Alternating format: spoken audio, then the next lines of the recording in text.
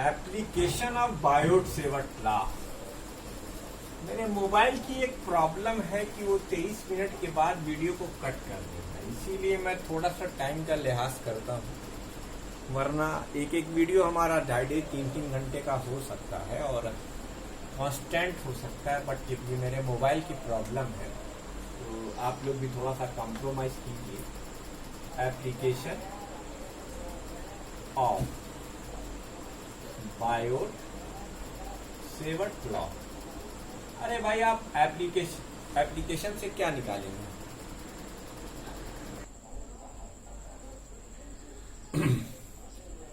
तो application of Biot Savart law में जो पहली एप्लीकेशन हम लोग पढ़ने जा रहे हैं वो ये magnetic field.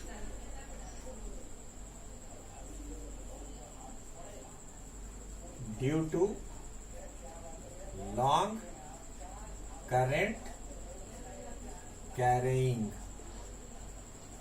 straight conductor, magnetic field due to long current carrying straight conductor।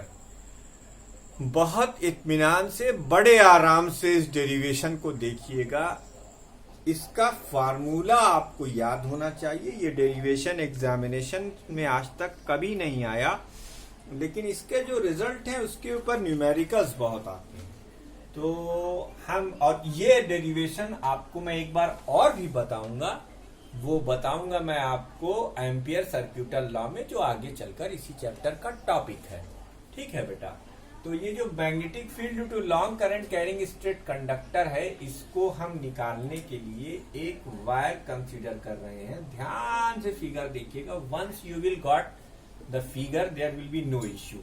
Suppose कर लीजिए इसका एक एंड एक्स है और एक एंड वाई है। ये long straight current carrying conductor है।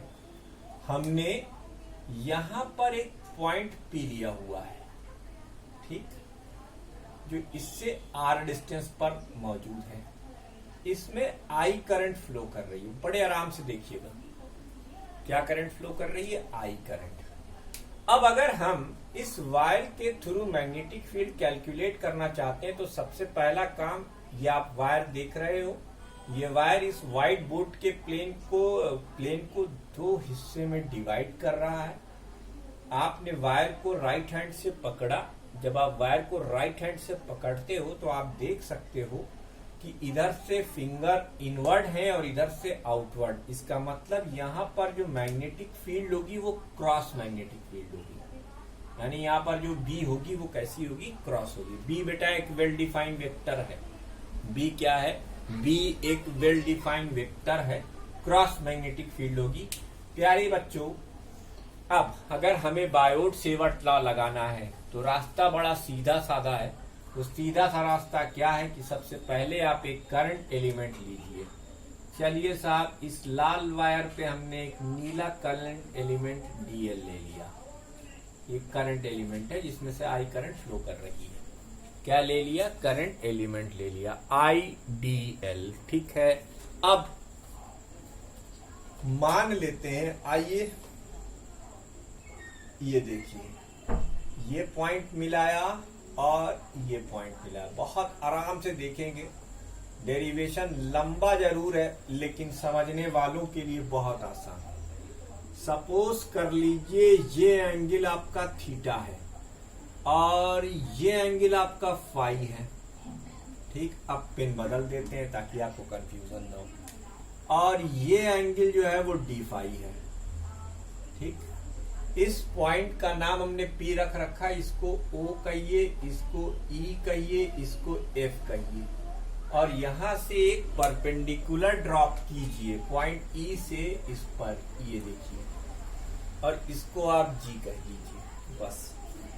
ठीक है। अब आपका स्टेप नंबर 1, स्टेप नंबर 1 देखिए क्या है। आपको एक ट्राइंगल दिख रहा है, ट्राइंगल OEP। इसमें इफ, ऐसे लिखिए, if delta L is small then E will coincide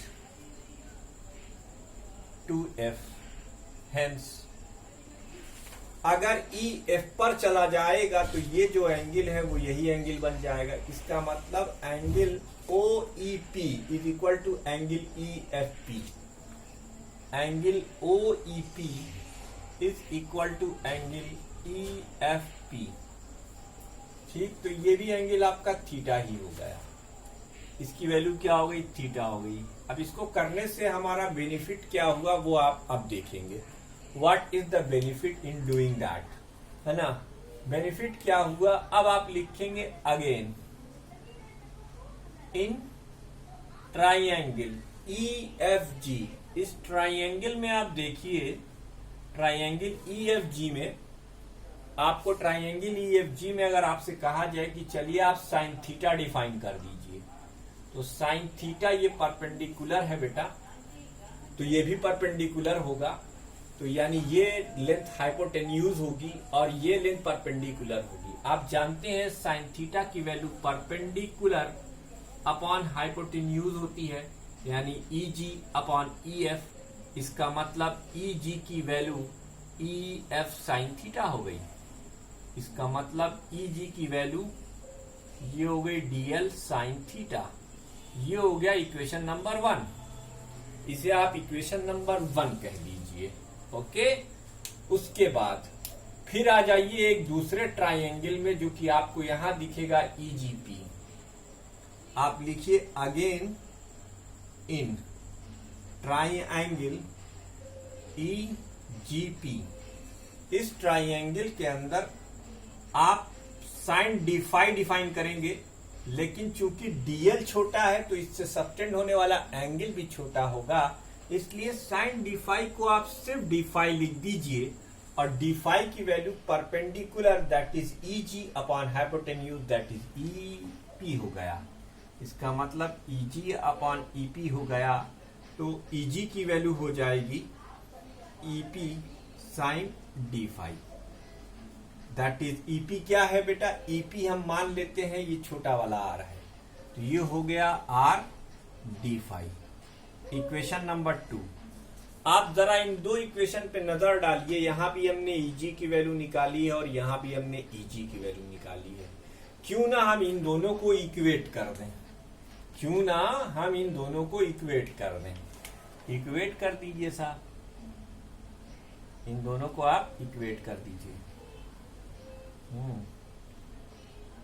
जिनके पास पुरानी वाली नूतन होगी उसके अंदर ये मेथड दिया हुआ है, नई वाली नूतन में थोड़ा सा मेथड चेंज है, लेकिन मुझे लगता है कि आप कोई भी मेथड लगा लीजिए, कोई फर्क नहीं पड़ता, रिजल्ट आपका सेम आएगा। एक बात, दूसरी बात ये बेटा डेरिवेशनल पॉइंट ऑफ व्यू से इम्पोर्टेंट नहीं है, क्योंकि बायोलॉजी के बच्चों का पूरा ख्याल रखा जाएगा, तो इसलिए ये डेरिवेशन के आने की प्रोबेबिलिटी ना के बराबर है, लेकिन इसका रिजल्ट बहुत इंपॉर्टेंट है। मैं बार बार इसके रिजल्ट पर एम्फेसिस कर रहा हूं।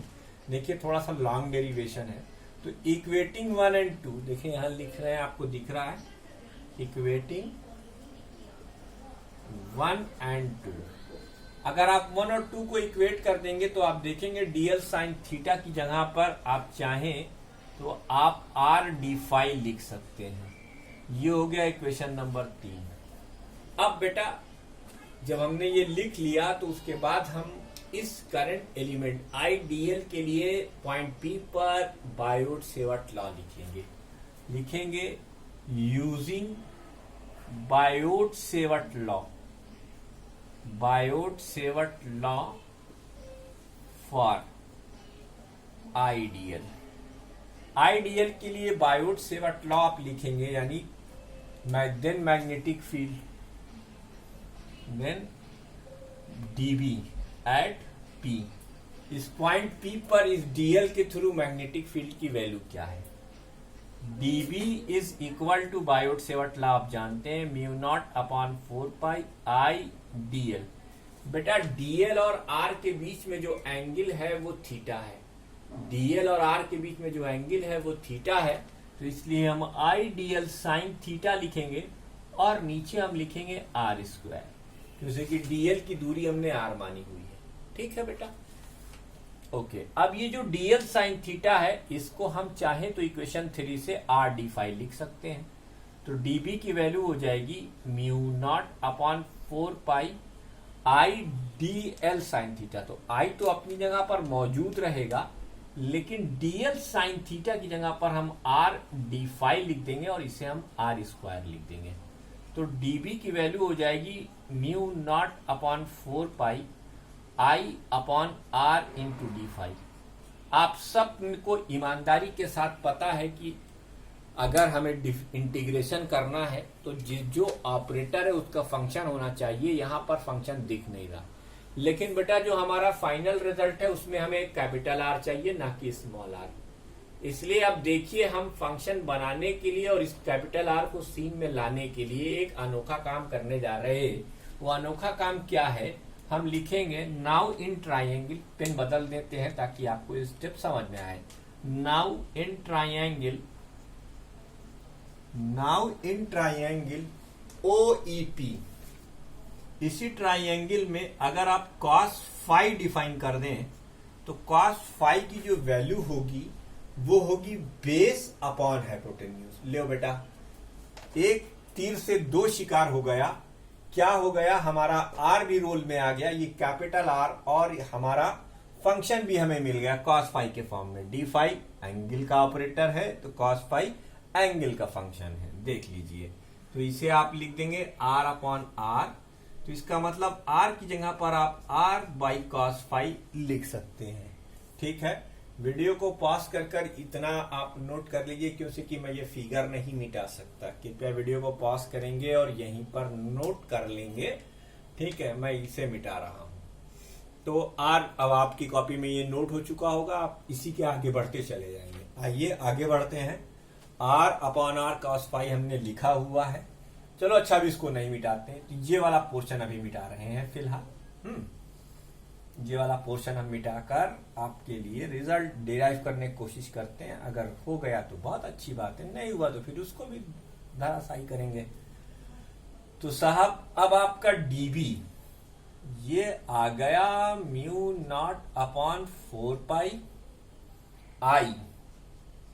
आर की जगह पर आप, स्मॉल आर की जगह पर आप लिखेंगे capital R upon cos phi, जो ऊपर जाकर डी फाई के टर्म्स में हो जाएगा।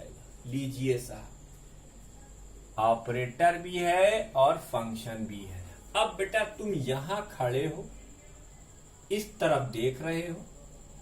मान लो तुम्हारा ये एंगल फाई 1 है, ये एंगल तुम्हारा फाई 1 है। ठीक है, यहां खड़े हो, इस एंड पर देख रहे हो। सपोज कर लो कि तुम्हारा ये जो एंगल है ये फाई 2 है। ये क्या है, ये फाई 2 है। ये क्या है बच्चों, फाई 2। ये दो एंगल हो गए तुम्हारे। ठीक, अब तो नेट मैग्नेटिक फील्ड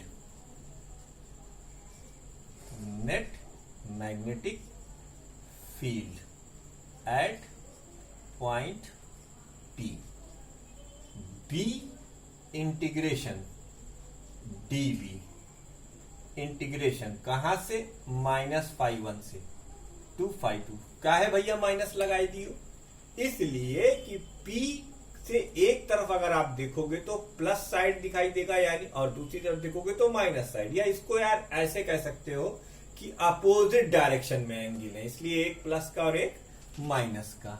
अब ये वैल्यू लिखो बच्चों, क्या है value, mu not upon 4 pi, कहां गई final value, I by R cos phi into d phi, I by R cos phi into d phi. हमारा लाल लाल कलम बदल देते हैं, छोड़ो। ठीक है, नहीं छोड़ो, अब तो समझ में आ ही रहा है, ये लिख दिया हमने। अब म्यू नॉट अपॉन 4 पाई, चूंकि आपका कांस्टेंट है इसलिए ये इंटीग्रल साइन के बाहर आई भी बदलने से रहा, और आर पे तो निकालना ही है तो वो बदलोगे नहीं तुम। तो -φ1 से φ2। अब जो अच्छे अच्छे बच्चे हैं उनको मालूम होगा कि cos फाई का इंटीग्रेशन sin फाई होता है, तो sin फाई लिख दिया जाए भाई। Mu not upon 4 pi I by R, और एक तरफ आप लिखेंगे sin phi, lower limit φ1 upper limit φ2। देखो जनरल एक्सप्रेशन आ गया, नीली कलम से लिख देते हैं। नीली कलम से लिख देते हैं जनरल एक्सप्रेशन। बी की वैल्यू आ गई mu not upon 4 pi I by R, पहले अपर लिमिट साइन फाई 2, फिर लोअर लिमिट साइन फाई 1, ये माइनस इसको प्लस कर देगा। ये magnetic field due to current carrying conductor का जनरल एक्सप्रेशन आ गया, mu not upon 4 pi I by R sine phi 2 plus sine phi 1। ठीक है दोस्तों, अब इसमें हम कुछ स्पेशल केसेस करेंगे। उम्मीद करता हूं आपको ये डेरिवेशन समझ में आया होगा।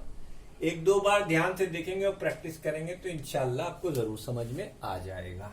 ठीक है, आइए इसके कुछ स्पेशल केसेस कर लेते हैं। देखो आप मिटाया मैंने इसको आराम से।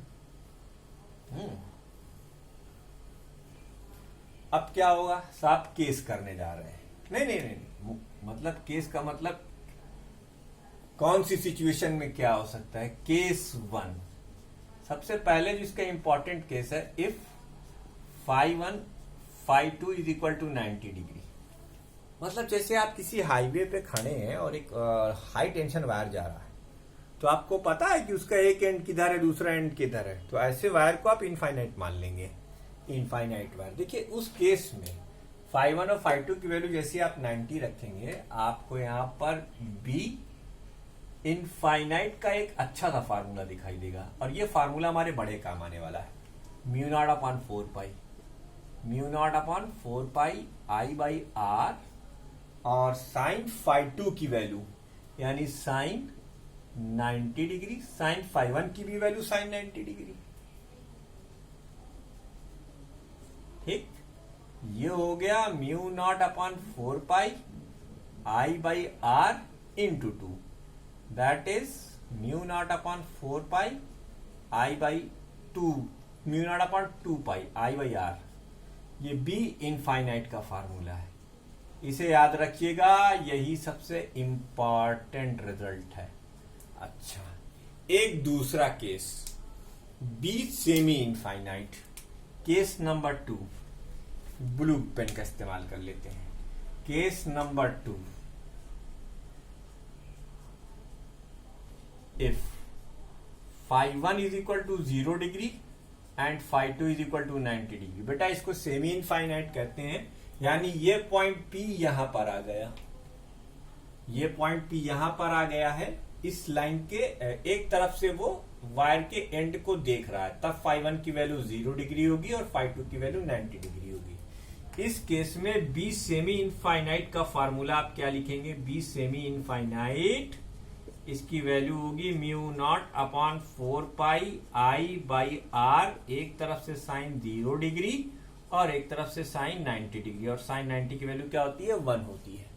आराम से आप इसका भी फार्मूला लिख लेंगे। तो ये थी पहली एप्लीकेशन बायोट सेवर्ट लॉ की, magnetic field due to long current carrying straight conductor.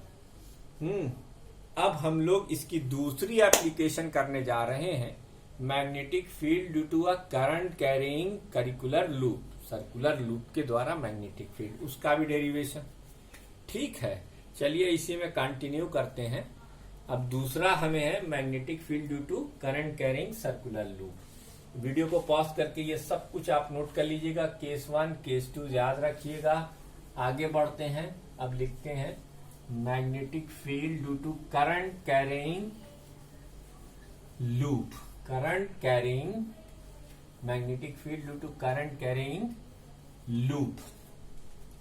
Loop लिया हमने, क्या लिया, लूप ले लिया भैया, ये लूप है, magnetic field due to current carrying loop. इससे क्या होगा, देखिए आपकी किताब के हिसाब से मैं नहीं बनाऊंगा फिगर, मैं अपने हिसाब से फिगर बनाऊंगा। आपको मैं बता चुका हूं, इसको आप जरूर पहचानते होंगे, ये आपका ऑर्थोगोनल ट्रायड है, ये एक्स एक्सिस है, ये वाई एक्सिस है और ये जेड एक्सिस है।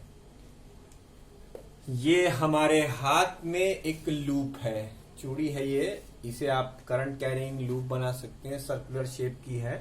ठीक है, इस लूप को हम इस प्लेन में यूं रख रहे हैं, देख लीजिएगा ये। अब आप इसका फिगर देखिए, इसकी शैडो देखिए आप, है ना, इसको हम बनाने जा रहे हैं इसमें। तो अगर आप ये लूप इस प्लेन में बना रहे हो तो ये लूप इस प्लेन में परपेंडिकुलर ऐसे लूप बनाया जाएगा। ये देखिए साहब, बस किताब के फिगर पे मत जाओ, ये लूप बन गया आपका। बस कहने का मतलब ये है कि ये लूप लाई कर रहा है वाई जेड प्लेन में। लूप कहाँ लाई कर रहा है? वाई जेड प्लेन में, और ये करंट लेके चल रहा है आई, और इसकी जो रेडियस है वो आपने आर मान रखी है। तो आपको लिखना है consider a current carrying loop, consider a current carrying loop of radius R lying in YZ plane,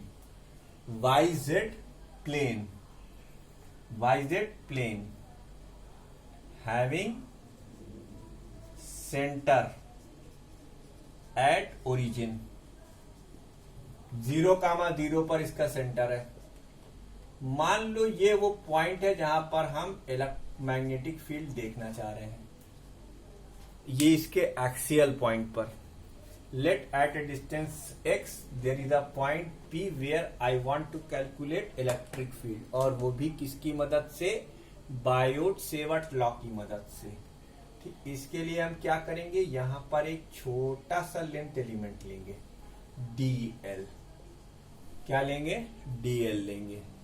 तो consider a length element dl, consider a current element I dl। अब यहां से इस लाइन को मिला दो,